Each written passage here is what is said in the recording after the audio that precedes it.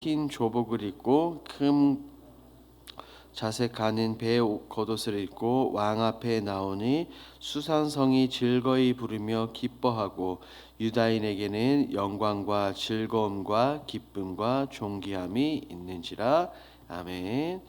오늘 본문의 배경은 한순간에 입장이 뒤바뀐 사람들의 모습이 등장합니다. 이전에 하만의 계략으로 인해 그런 명령 조서로 인해 모두 죽게 된 유다인들이었습니다. 하지만 이제는 모르드게의 새로운 명령을 통해 그들의 상황이 완전히 역전되는 모습을 볼 수가 있습니다. 하나님은 어떻게 그들의 상황을 역전시키셨을까요? 오늘 본문을 통해 우리 함께 살펴보겠습니다. 내용 관찰 1번입니다. 새로이 반포된 조서에 기록된 내용은 무엇입니까? 하만을 통해 모든 유다인들이 질면당할 뻔했던 조선은 모르드게를 통해 완전히 새롭게 뒤바뀌게 됩니다. 우리 11절 말씀을 함께 읽도록 하겠습니다. 11절입니다. 함께 읽습니다.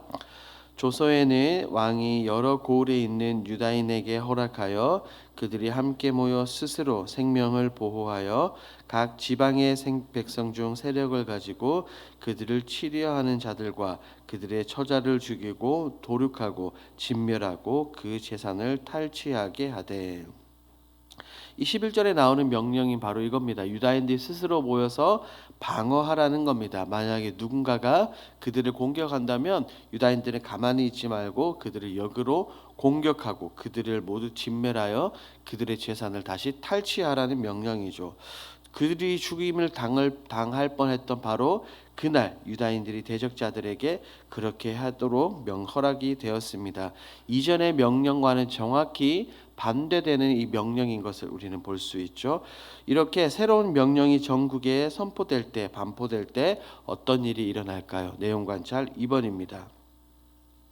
왕의 명령이 각 지방과 읍에 이르자 어떤 일이 일어납니까? 17절을 보니 그들의 모든 상황이 역전됨을 볼 수 있죠. 17절을 보니 유다인들은 잔치를 벌이며 기뻐합니다. 그것은 이제 그들은 죽음의 위협에서 벗어났기 때문입니다. 마냥 죽을 수밖에 없었던 그들에게 구원의 빛이 비친 것이죠. 그래서 그날을 기쁜 날, 명절로 삼았습니다. 이것을 잊지 않기 위해 그들은 명절로 삼았고 이후에 이것을 우리가 알 수 있듯이 불임절로 정해지게 됩니다. 유다인들에게는 기쁨이었던 반면 다른 민족들에게는 어떻게 보면 공포와 두려운 날입니다. 그들의 삶을 유다인들을 지켜주신 하나님을 그들의 눈으로 똑똑히 보았을 것이다 라고 확신합니다. 그래서 그들은 두려워하며 유다인으로 신분을 전환하는 사람들이 굉장히 많았습니다. 성경이 그것을 이야기해주고 있죠.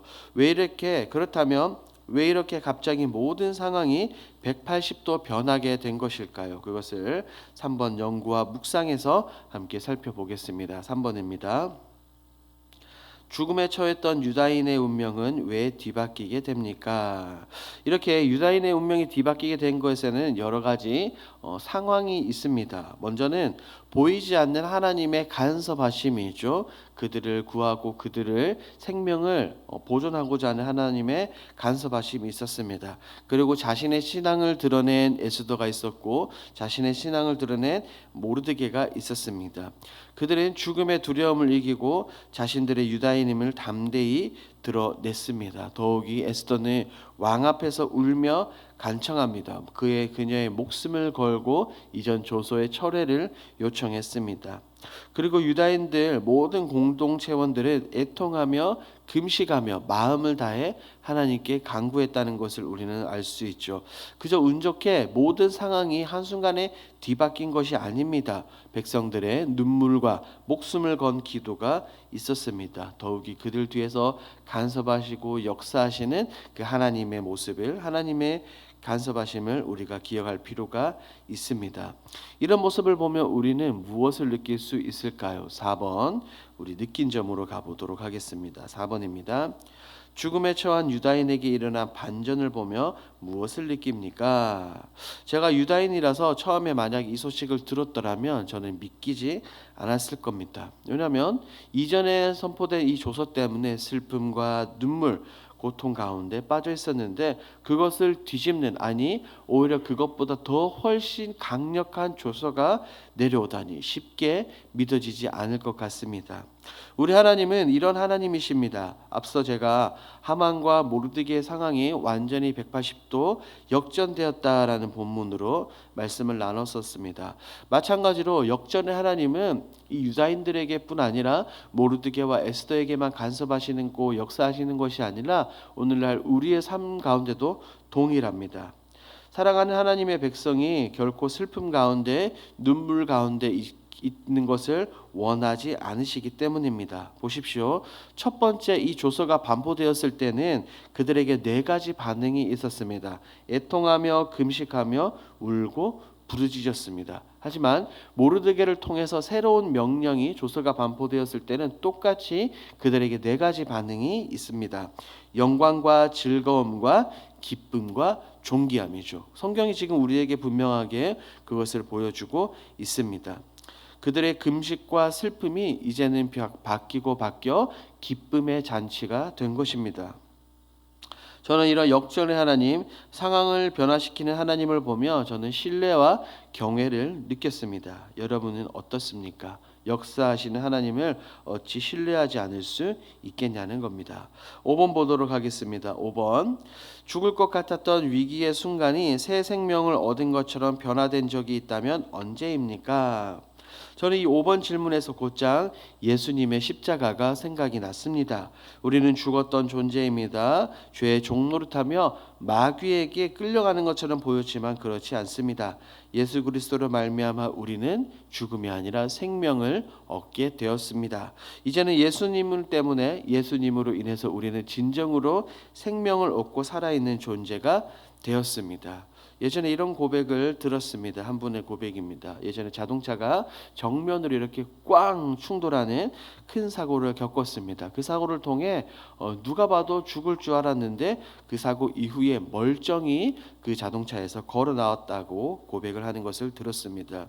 그래서 그 순간에 아직도 기억이 나며 하나님께서 그분에게 새로운 삶, 새로운 생명을 주셨다라고 고백하는 모습을 들었던 적이 있습니다. 아마 누구나 예수님을 처음 만나고 하나님을 처음 믿으면서 이런 극적인 경험, 옛사람은 버리고 이제 말씀을 통해 의와 진리의 거룩함으로 옷 입은 그런 순간들을 가지고 계시리라고 생각합니다. 그 순간들을 한번 떠올리며 적용해 보십시오. 5-1번입니다. 위기가 기회가 되는 하나님의 인도하심을 온전히 맛보기 위해 무엇을 결단하겠습니까? 다른 것이 아닙니다. 우리는 먼저 하나님을 경외해야 됩니다. 하나님은 하나님의 백성들을 결코 그냥 두시지 않습니다. 그리고 이 전적으로 100% 하나님을 신뢰하십시오. 언제나 나의 삶 가운데 함께 동행한다는 이 전적인 신뢰, 확신을 가지고 우리가 살아가야 됩니다. 우리는 때때로 사망의 음침한 골짜기를 지날 때가 있습니다. 그래서 많은 사람들이 그 사망의 음침한 골짜기를 지나갈 때 너무나 좌절하기도 하고 낭망하고 슬퍼하기도 합니다. 그런데 그것이 왜 힘들까요? 그 사망의 음침한 골짜기 자체가 힘든 것이 아니라 그 골짜기를 걸어가는 가운데 하나님께서 나와 함께 하시지 않는다는 생각이 들기 때문에 그곳이 힘든 것입니다. 하나님께서 나와 함께 동행하신다면 사망의 음침한 골짜기는 더 이상 문제가 아닙니다. 본문에서 살펴본 것처럼 그것은 오히려 위기가 오히려 기회가 되는 것입니다. 그러므로 무엇보다 이 신실하신 하나님, 모든 상황을 역전케 하시는 그 하나님을 전적으로 100% 신뢰하며 나가시는 우리 사랑하는 길동교회 모든 성도들이 되길 주님의 이름으로 축복합니다.